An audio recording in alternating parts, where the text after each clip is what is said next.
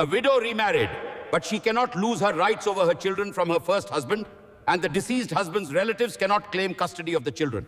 एक कॉमन प्रश्न असतो की एक महिला असते आणि त्या महिलेचं लग्न होतं आणि त्या लग्न संबंधापासून त्या महिलेला मुलं होतात. उदाहरणार्थ एक 2 मुलं झाली आणि त्यानंतर त्या महिलेच्या पतीचं निधन होतं. ती 2 मुलं त्या महिलेकडेच असतात आणि ती महिला जी आहे ती पहिल्या पतीच्या निधनानंतर दुसरं लग्न करते आणि दुसरं लग्न केल्यानंतर जे पहिल्या पतीचे नातेवाईक आहेत ते असं म्हणतात की तू दुसरं लग्न केलेलं आहे, आता आमची मुलं आम्हाला दे. तर केवळ त्या महिलेचे पहिले पती मयत झाल्यानंतर त्या महिलेने दुसरा विवाह केला या कारणावरून पहिल्या पतीपासून झालेल्या मुलांचा ताबा हा पहिल्या पतीच्या नातेवाईकांना मिळू शकतो का, याबद्दल आज आपण जाणून घेणार आहोत. नमस्कार, मी आपला वकील मित्र ॲडव्होकेट कैलास नाईक.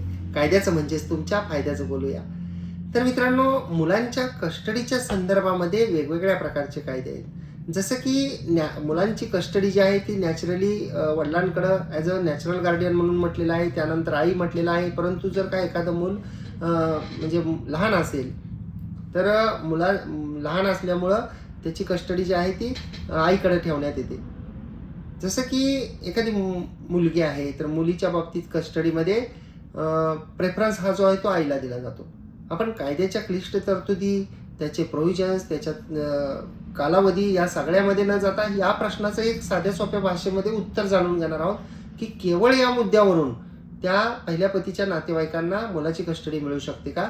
तर तसं हे कारण जे आहे की केवळ लग्न करणं ह्या कारणावरून कस्टडी मिळू शकत नाही. कारण जेव्हा त्या महिलेचे पहिले जे पती आहेत ते मयत होतात आणि त्यांनी जेव्हा दुसरं लग्न केलं तर ते दुसरं लग्न हे कायदेशीरच होतं आणि त्यांनी केवळ लग्न केलं आणि त्यामुळं आमच्या मुलाची मुलं आहेत आणि आम्हाला द्या हे कारण काही सबळ कारण होऊ शकत नाही.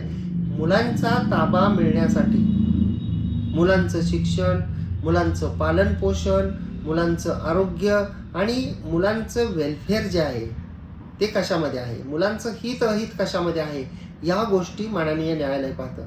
म्हणजे बऱ्याच वेळा एखादा नॅचरल गार्डियन असेल, नैसर्गिक पालनकर्ता असेल, जसं की आई असेल, वडील असेल, तर ते सोडून इतरांना सुद्धा ताबा देण्याबाबतचे आदेश माननीय न्यायालय करू शकतात. म्हणजे जेव्हा ताबा मिळण्याच्या आणि ताबा देण्याच्या संदर्भामध्ये केसेस न्यायालयापुढे जातात त्यावेळी माननीय न्यायालयाचा एक प्रमुख उद्देश असतो की या मुलाचं हित या पक्षकारांपैकी कोणापाशी जास्त आहे, मुलं ही कोणापाशी जास्त चांगल्या पद्धतीने वाढू शकतील, कुणापाशी ठेवल्यानंतर मुलांना चांगले उच्च शिक्षण मिळू शकेल, चांगले संस्कार मिळू शकतील, मुलं घडू शकतील आणि मुलांचं आरोग्य, मुलांचं हित, शिक्षण, पालन पोषण, संगोपन या सर्व गोष्टी यांच्यापैकी कोण व्यवस्थित करू शकेल, तर त्याला जो आहे तो मुलांचा ताबा मिळतो.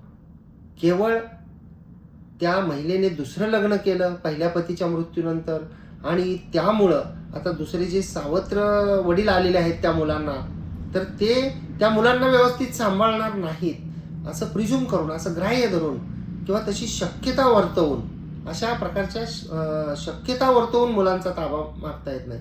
तर मुलांना त्या ठिकाणी ठेवल्यामुळं मुलांना सध्या काय काय होतंय, त्यांचं कसं कसं नुकसान होतंय आणि ती मुलं जर आमच्याकडे आली तर त्यांचा कोणकोणत्या प्रकारे कसा कसा फायदा होऊ शकतो, या गोष्टी ज्या आहेत ह्या न्यायालयामध्ये मांडाव्या लागतात, त्या न्यायालयाला पटवून द्याव्या लागतात, त्याबद्दल पुरावा द्यावा लागतो आणि त्यानंतरच मुलांचा ताबा नेमका कोणाकडे द्यायचा याबाबतचा न्यायनिर्णय होतो. अपेक्षा करतो की माहिती आपल्याला आवडली असेल. जर माहिती आपल्याला आवडलेली असेल तर व्हिडिओला लाईक करा, शेअर करा आणि यूट्यूब चॅनलवर आपण पाहत असाल, कोर्ट कचेरी यूट्यूब चॅनलवर अद्याप आपण सबस्क्राईब केलेलं नसेल तर सबस्क्राईब जरूर करा. बाजूचं बेल आयकॉनचं बटन दाबा म्हणजे व्हिडिओचे नोटिफिकेशन आपल्याला मिळतील. आपण या व्हिडिओला लाईक केल्यानंतर आपल्याला हाईप नावाचं एक बटन दिसेल कलरचं आणि स्टारचं, त्यालाही क्लिक करा म्हणजे व्हिडिओ जास्तीत जास्त लोकांपर्यंत पोहोचतो. त्यासाठी आपल्याला कोणतेही पैसे द्यावे लागत नाहीत. आणि जर का आपण फेसबुक इंस्टाग्रामवर पाहत असाल कोर्ट कचेरीच्या प्रोफाईल्सवर आणि पेजेसवर अद्याप आपण जर का या पेजला, प्रोफाईलला फेसबुक आणि इंस्टाग्रामवर फॉलो केलेलं नसेल तर फॉलो जरूर करा आणि त्या ठिकाणी सुद्धा व्हिडिओला लाईक आणि शेअर करा. कदाचित आपण शेअर केलेल्या माहितीमुळे इतरांचाही फायदा होईल. धन्यवाद.